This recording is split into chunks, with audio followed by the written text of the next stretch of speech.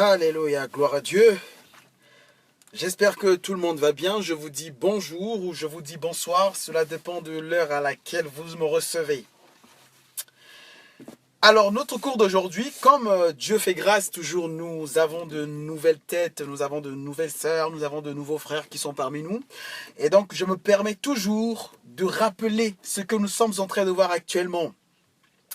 Alors, le volume de cet enseignement porte sur la puissance de la foi. Et la série de cet enseignement porte sur la foi de Dieu. Et le titre de cet enseignement porte sur la foi, c'est l'action. Donc le titre, c'est la foi, c'est l'action. Alors nous avons vu au cours précédent 2 grands points. Et le cours d'aujourd'hui, nous allons voir la foi œuvre. Ça, c'est le grand titre d'aujourd'hui. La foi œuvre. Alors comment cette foi agit en nous, la foi de Dieu? C'est ce que nous voyons depuis un moment. Maintenant, nous allons savoir, nous allons prendre connaissance de comment la foi agit en nous. Dans la Bible, dans le livre de Jacques, Jacques chapitre 2, verset 2 à 26, la Bible nous dit, tu vois que la foi agissait avec ses œuvres, et que par les œuvres, la foi fut rendue parfaite. Verset 26, comme le corps sans esprit est mort, de même la foi sans les œuvres est morte. Je vous répète, comme je vous l'ai toujours dit, que vous ne priez pas parce qu'il faut prier. On ne prie pas pour prier. On ne prie pas par simple envie de prier. J'ai vu mon frère prier, moi aussi je vais prier. J'ai vu ma soeur prier. Non, j'ai vu on fait comme ça. Non. Une personne qui prie doit avoir des résultats. Ça veut dire que chaque fois que tu ouvres ta bouche pour parler, il doit y avoir des résultats. Comme le Seigneur dit que sa parole ne sort jamais sans revenir avec des résultats. C'est-à-dire que la parole de Dieu ne sort jamais et ne sort pas et ne revient pas sans résultat. C'est-à-dire que lorsque Dieu lâche sa parole, cette parole est partie. Elle ne revient jamais sans résultat. Lorsque la parole de Dieu est de retour, ça veut dire qu'il y a des résultats. Ça veut dire qu'il y a des fruits. Alors vous, en tant qu'enfant de Dieu, chaque fois que vous ouvrez votre bouche, chaque fois que vous fléchissez vos genoux pour prier au Seigneur, pour demander au Père, sachez qu'il faut que votre parole qui est sortie revienne avec des résultats. On ne prie pas pour prier, mais on prie pour obtenir des résultats concrets. Premièrement, nous sommes en train de voir comment la foi agit en nous. Alors, le premier point de notre leçon, c'est la foi nous amène à adopter le même comportement que Jésus.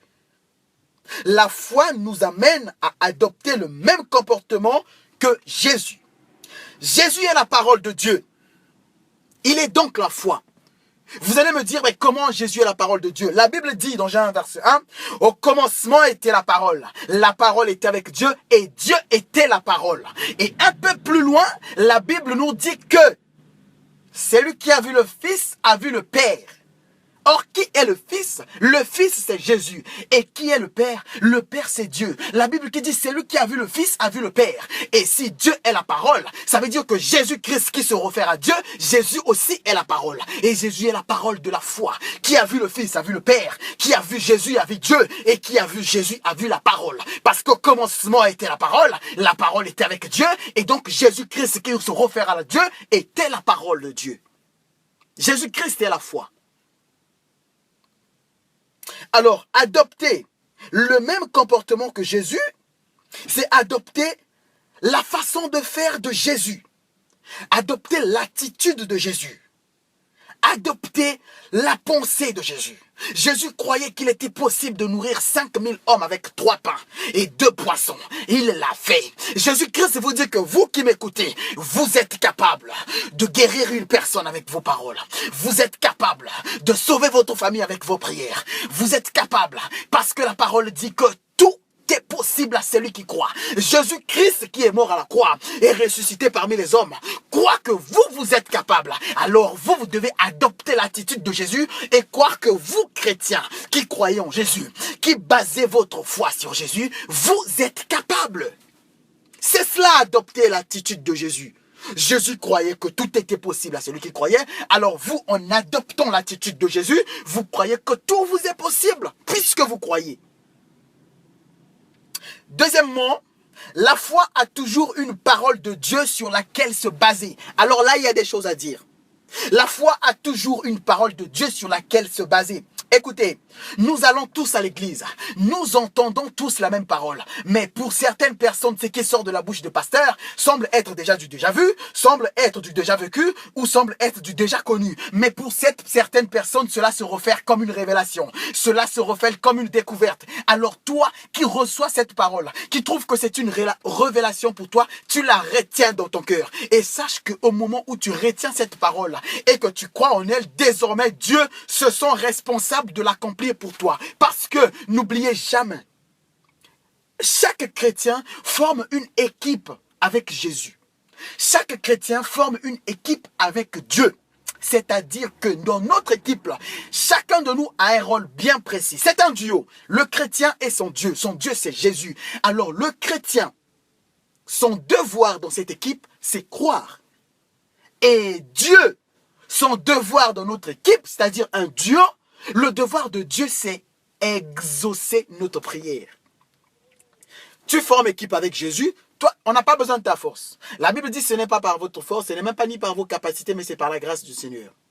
Alors, afin que vous ne vous enorgueillez pas. Chaque duo du chrétien et son Dieu est constitué de deux obligations, de deux contraintes.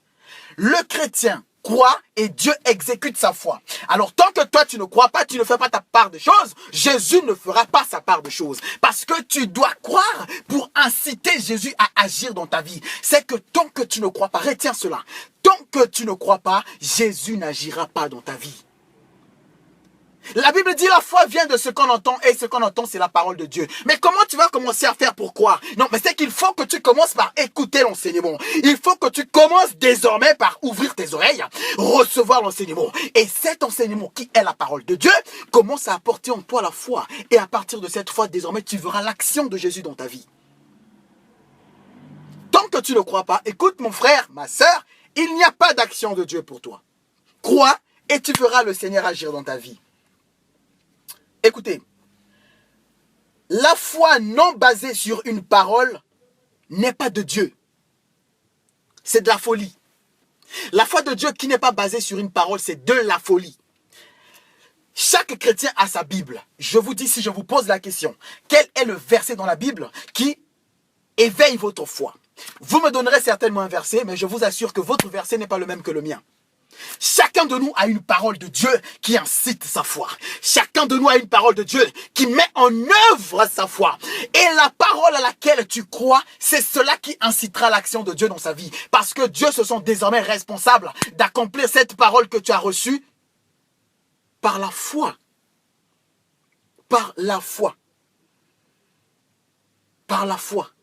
Et la Bible en cela, elle nous dit, tout vous sera fait selon votre foi. Ça veut dire que à ce que tu crois, il te le sera fait parce que tu y as cru.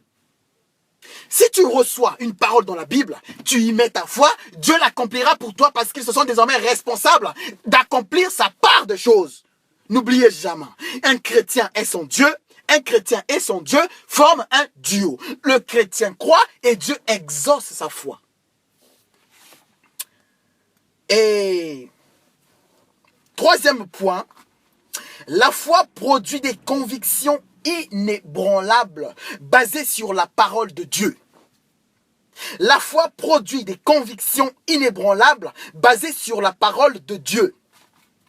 Personne ne pouvait détacher Jésus de ses convictions.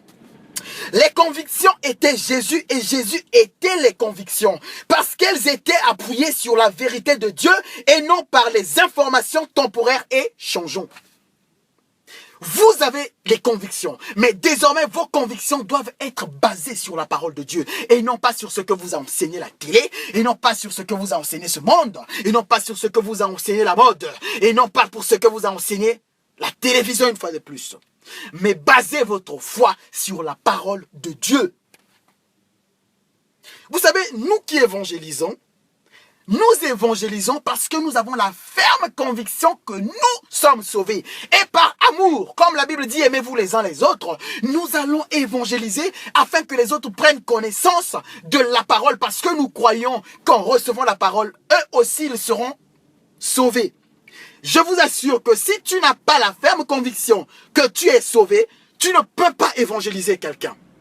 Ceux qui ne le sont pas et qui osent évangéliser, je vous assure qu'ils le font pour deux choses. Premièrement, soit ils le font pour se faire voir, que moi aussi j'étais avec les évangélistes, ou deuxièmement, ils vont en aventure.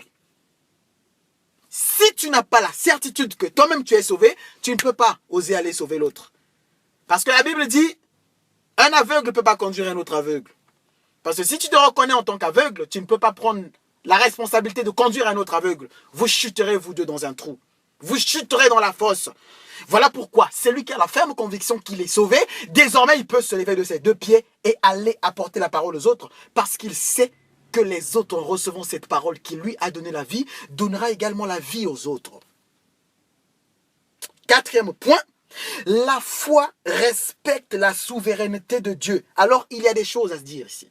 Soyez attentifs. La foi respecte la souveraineté de Dieu. Il y a des points que la foi ne peut pas dépasser. Il y a des points que la souveraineté, c'est-à-dire il y a des points que notre foi ne peut pas dépasser. Écoutez bien, la Bible dit dans Marc 9, verset 23, s'il vous plaît, soyez attentifs à cette partie. La Bible dit dans Marc 9, verset 23 que tout est possible à celui qui croit. Je répète, la Bible dit dans Marc 9, verset 23, tout est possible à celui qui croit. Mais, écoutez bien cette partie, notre foi a des limites qu'elle ne peut pas dépasser. Peu importe votre croyance, peu importe votre niveau de foi, il y a des limites que votre foi ne peut pas dépasser. Vous savez pourquoi?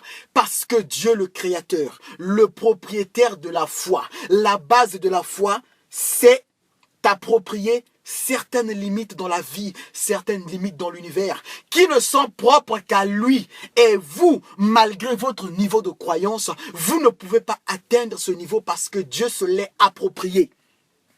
Exemple, vous ne pouvez pas utiliser votre foi pour transformer des gens en chats. C'est des exemples qui semblent bien, ça te semble bien banal, mais c'est pas banal. Tu ne peux pas utiliser ta foi pour transformer quelqu'un en chat. Tu ne peux pas utiliser ta foi pour faire quelque chose de contraire à la volonté de Dieu. Tu ne peux pas utiliser ta foi pour faire adhérer au Seigneur ta volonté. Tu ne peux pas utiliser ta foi pour faire accepter Dieu des mensonges. Ce n'est pas possible. Ça, ce n'est pas possible.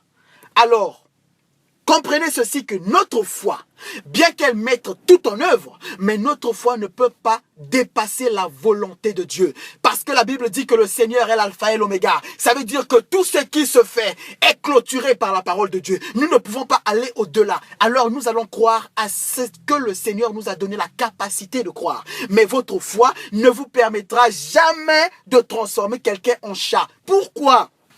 Vous savez, le cœur de l'homme est tortueux. L'homme trimballe souvent la haine dans son cœur. On y arrive. Vous savez, vous pouvez être emporté par la colère. Et par votre colère, tu sais que je suis un croyant. J'ai la ferme conviction que la foi en moi agit. Alors je vais transformer celui-là en chien parce que depuis un moment, je ne supporte pas sa tête. Et Dieu ne te donne pas la capacité de cela. Parce que l'homme est la créature de Dieu. Ce n'est pas ta créature. Donc Dieu ne te laisse pas manipuler sa créature. Parfois la foi peut me servir à calmer des tempêtes. Écoutez bien. Parfois, la foi peut me servir à calmer des tempêtes. Exemple, Jésus-Christ sur la mer avec des apôtres. Jésus-Christ, par sa foi, a calmé la tempête. Mais retenez ceci que parfois, la foi également ne nous permet pas d'arrêter les tempêtes, mais la foi nous permet de faire face aux tempêtes. Parfois, notre foi arrête des tempêtes. Mais quelquefois aussi, notre foi ne peut pas arrêter la tempête. Mais notre foi nous permet de faire face à la tempête. Exemple, l'apôtre Paul face à la tempête dans la mer lors de son voyage. L'apôtre Paul n'a pas pu arrêter la tempête, mais l'apôtre Paul, par sa foi, il a fait face à la tempête. Voilà pourquoi il y a certains problèmes dans votre vie que vous êtes en train de traverser. Vous vous rendez compte que mais pourquoi ce problème ne finit pas? Non, mais pourquoi ce problème ne prend pas fin? Vous commencez à vous plaindre, vous commencez à vous lamenter. Non, ne vous plaignez pas. Si le problème ne finit pas, malgré les prières que vous avez faites, le problème ne finit pas, n'oubliez pas que Dieu vous a donné une foi pour faire face à ce problème. Et retenez une chose, que notre Dieu fait tout selon sa volonté. Si toi, tu es en train de prier et le problème ne finit pas, ça veut dire que ce problème ne dépend pas de toi, ce problème dépend du Seigneur. Et puisque Dieu fait chaque chose pour une raison, la Bible dit même que Dieu a fait le méchant pour le jour du jugement. Ça veut dire que la situation que tu as, malgré tes prières, si elle ne finit pas, mais Dieu te fait grâce, que ta foi te permette de faire face à ce problème jusqu'à ce que le Seigneur lui-même se décide de mettre fin. Et sache que le problème dont tu as pu faire face avec ta foi, malgré qu'il ne t'ait pas fini, à la fin, tu en obtiendras quelque chose. Ça veut dire que le temps que tu as duré à supporter ce problème et par la grâce de la foi que toi tu as eu à pouvoir supporter, cela venait dans ta vie en fait pour t'enseigner, pour t'apporter un savoir de plus. Parce que à la sortie de ce problème, tu seras désormais quelqu'un d'autre. Tu auras un témoignage. Tu auras un passé. Et désormais, tu peux raconter ton témoignage aux autres. Que j'ai vécu telle situation. Le Seigneur était avec moi. Vous savez, j'étais prête à tomber, mais je n'étais jamais tombé. J'étais prête à chuter, mais je n'avais jamais chuté. J'étais prête à atteindre le déclin, mais je n'avais jamais atteint le déclin. Parce que ma foi m'a permis de tenir debout. Et malgré qu'il y avait le problème, le Seigneur m'a assisté. Et voilà que le problème est fini. Enfin, j'ai obtenu telle chose. En gain de cause, bien sûr. Et on voit dans le monde, par exemple, tu as un problème avec ton collègue au travail. Toujours les limites de notre foi. Là, je vous rappelle toujours les limites de notre foi. Tu as des problèmes avec ton collègue au travail. Et le collègue, quelquefois, il ne t'a rien fait. Mais toi, par jalousie, toi, par inquiétude que non, tel qui fait mieux, moi, je risque d'être viré. Tel qui fait mieux, moi, je risque d'être licencié. Alors, tes prières commencent. Oh Seigneur, fais qu'on le vire. Oh Seigneur, fais qu'on le vire. Oh Seigneur, fais qu'il soit licencié. Seigneur, fais que ces choses ne marchent pas. Écoute une chose. Si ton ami, ton collègue pour qui tu commences à envoyer ta foi vers le Seigneur, n'est pour rien, sache que ce que tu fais ne l'atteindra jamais. Là, vous devez comprendre les limites de notre foi. Si ton collègue ne sait absolument rien, il ne t'a pas offensé, il ne t'a pas blessé, il ne t'a pas choqué, mais tu commences à envoyer tes prières vers le Seigneur pour que lui chute, sachez qu'il ne chutera jamais. Alors retenez une chose. Si ton collègue, au contraire, c'est un enfant qui marche dans la présence du Seigneur, sachez que vos prières que vous allez faire désormais ne viendront non pas pour le détruire, mais pour l'élever. Pourquoi? Parce que lorsque Dieu agit dans notre vie, les obstacles deviennent les opportunités. Les menaces deviennent les occasions d'élévation. Si Dieu est en train de faire dans la vie de votre collègue et vous mettez votre foi en œuvre, sachez que vous ne contribuez pas à sa chute, même si vous priez comment, mais vous allez faire en sorte qu'il avance de plus belle. Je vous prends l'exemple de Jonas. Vous savez, Jonas, c'est un prophète malgré lui. Je dis que Jonas, c'est un prophète malgré lui. Vous savez, Jonas avait la colère. Jonas avait la haine de ce qui s'est passé à Ninive. Jonas avait la haine de Ninive. Le Seigneur lui envoie, apporte la bonne nouvelle à Ninive. Va dire à Ninive ceci. Jonas dit, ah non, ils ont attaqué Jérusalem. Eux, ils ne méritent pas la bonne nouvelle. Je ne pars pas à Ninive de toute façon, je m'en vais à Tarsis. Il prend le bateau. Vous savez que l'homme ne peut pas faire au-delà de la volonté de Dieu. Le Seigneur le met dans un poisson. Il le ramène vers Ninive. Et malgré le Seigneur ramène Jonas vers Ninive, dit Jonas va enseigner Ninive. Jonas ne veut pas enseigner à Ninive. Jonas dit non, eux ils ne méritent pas la parole. Et ils ont frappé Jérusalem. Et ils ont pillé Jérusalem. Ils ne méritent pas la parole. Eux ils doivent être punis. Vous voyez une réaction uniquement selon l'homme. Et Jonas, au lieu d'aller faire ce que Dieu lui envoie à le faire à Ninive, Jonas va à Ninive, il va semer la terreur. Jonas va à Ninive, il dit, hey, plus que 40 jours, tout va s'écrouler. Plus que 40 jours, tout sera à terre. Jonas le fait pour effrayer la population de Ninive. Or, Jonas en le faisant, Ninive avait déjà reçu la grâce de Dieu parce que notre Dieu est tout puissant, il est miséricordieux, le Dieu compatissant. Alors, en faisant peur aux autres, au lieu que les autres se lamentent d'après ce que Jonas attendait, au contraire, les paroles de Jonas sont venues pour inciter l'action de repentance dans la vie de ces gens. Tiens, l'Éternel menace de frapper, l'Éternel menace de nous tuer, l'Éternel menace de nous éliminer, l'Éternel menace de faire un carnage dans notre ville. Alors repentons-nous. Vous voyez, Jonas est parti faire peur. Il croyait que les autres allaient se lamenter. Au contraire, ces peurs qu'il est parti semer là-bas ont suscité l'action de repentance. Vous voyez? Et à la fin, le Seigneur dit à Jonas, tu te lamentes pour un ricin, pour un arbre que tu n'as pas planté et qui a séché. Alors moi, ne trouves-tu pas que normal que j'accorde ma miséricorde à une population qui ne sait même pas où se trouve sa gauche et où se trouve sa droite? Notre Dieu est un Dieu compatissant. Notre Dieu est un Dieu compatissant. Alors comprenez que notre foi a des limites. Si vous mettez votre foi pour faire le contraire de la volonté de Dieu, sachez que votre foi ne sera jamais exécutée. Parce que notre Dieu est le souverain.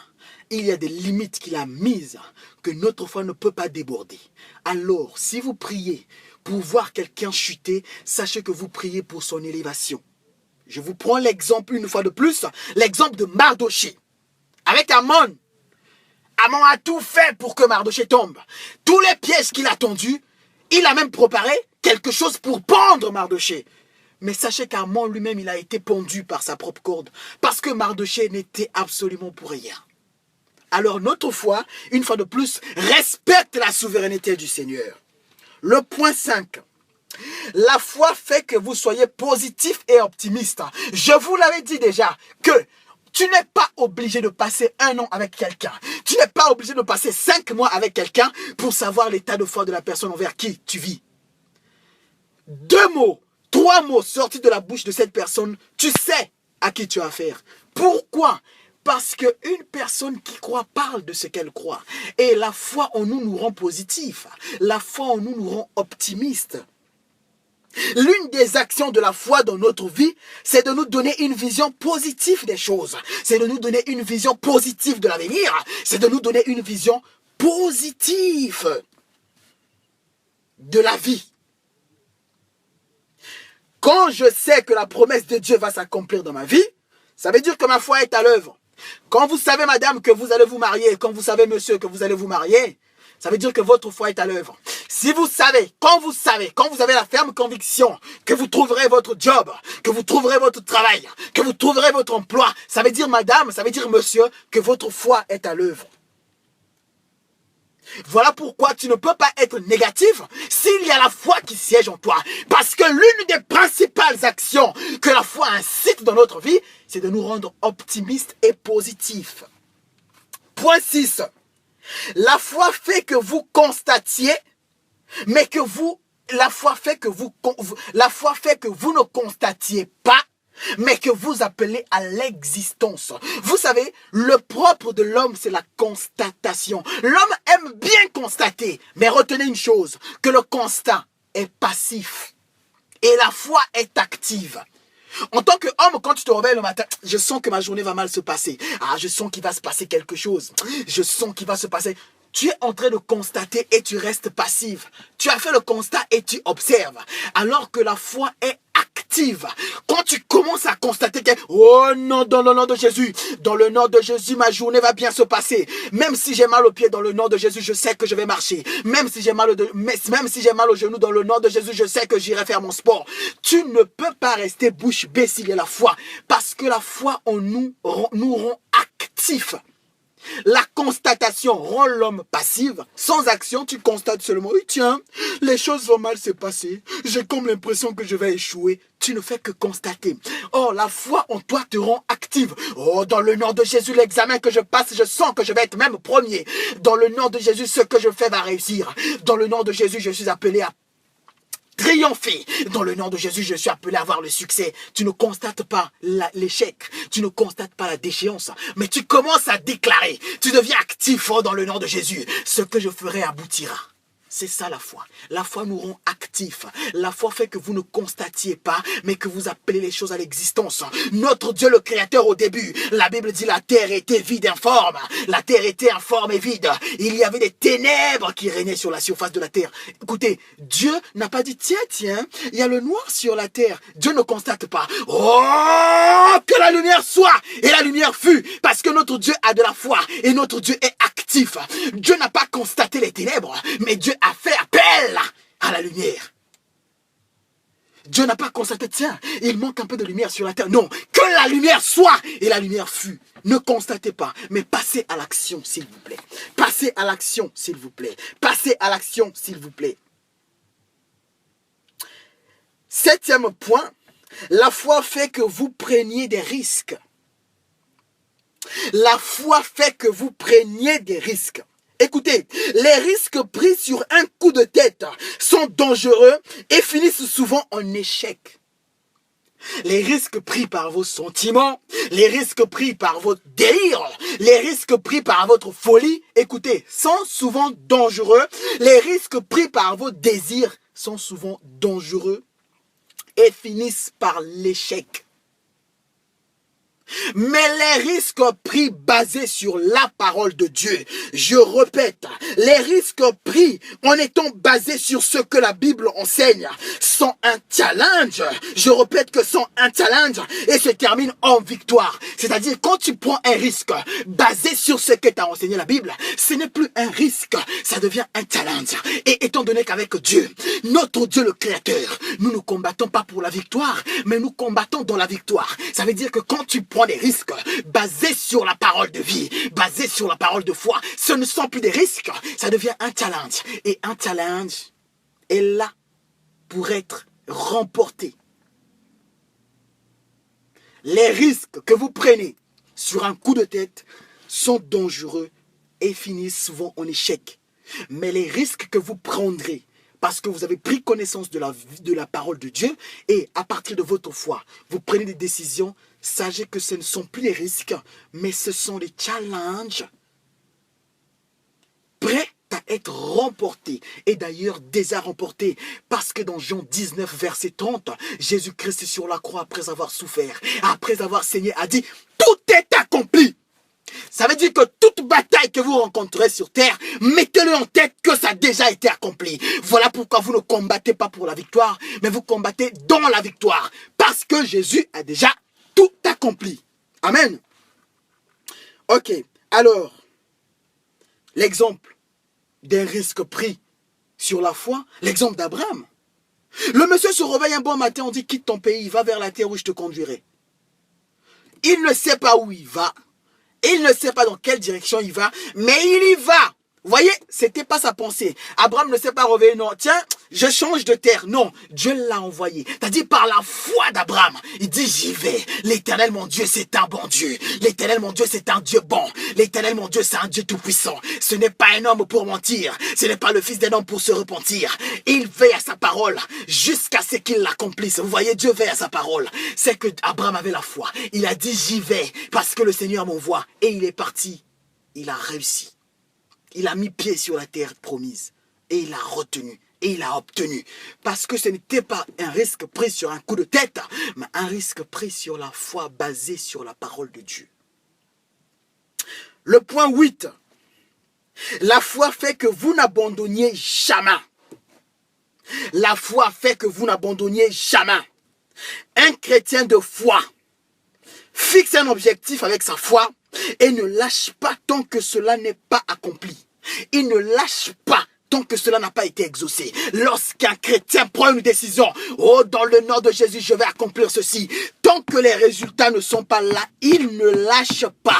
Il confessera jusqu'à ce que cela s'accomplisse. La Bible dit notre Dieu tient à sa parole jusqu'à ce qu'elle s'accomplisse. Ça veut dire vous, chrétiens, tenez à votre foi jusqu'à ce que ce à quoi vous croyez soit exaucé. La foi fait que vous n'abandonniez jamais. Point 9. La foi fait que vous ayez des résultats. La foi fait que vous ayez des résultats. Ça, c'est le point 9. Alors, il y a quelque chose à découvrir. Vous savez, on va tous à l'église. Il y a des gens qui ont la grande gueule à l'église. Ils parlent beaucoup. Nous, on prie. Moi aussi, je prie en langue.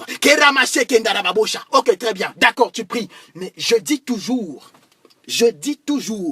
et je le répète que il y a des gens qui ont la voix et il y a des gens qui ont la foi. Quelle est la différence?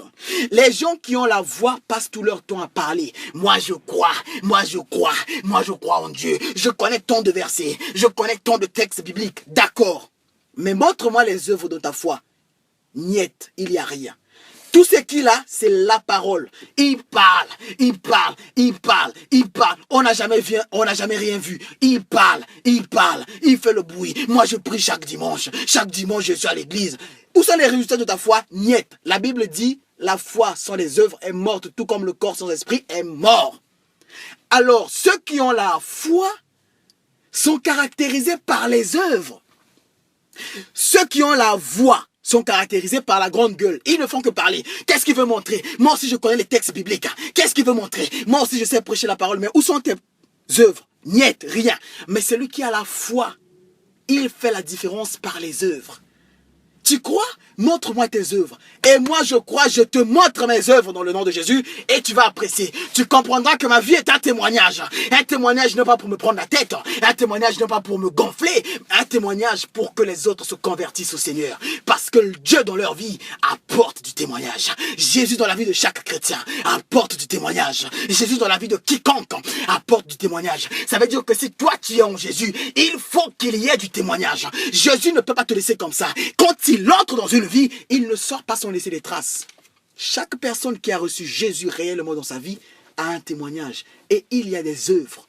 Et cette vie devient un moyen de repentance pour les autres. Alléluia. Oh rabaché. Alors, point 10, et c'est le dernier point. La foi fait que vous bénissez les autres.